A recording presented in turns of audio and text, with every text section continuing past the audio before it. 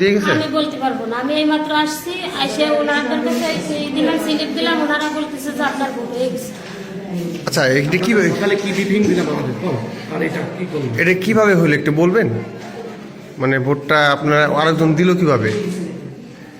আমি তো বলে আসছি, বাবার নাম দেখছি, তারপর মার নাম শুনতেছি, উনাদের আবার বলতেছি যে ছবি দেখেন, ছবিও দেখাচ্ছি।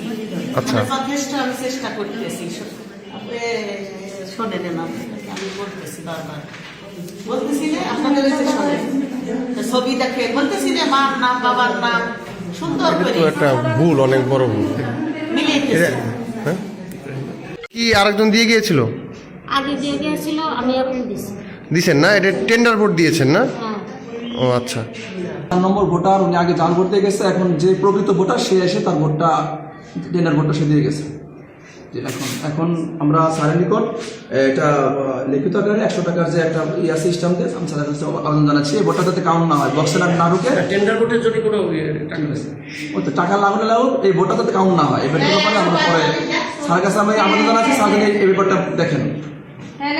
প্রধান প্রজাতি কমিশনের কাছে আমি আবেদন জানাচ্ছি, এই ভোটের ব্যাপারে স্যার যদি দেখেন।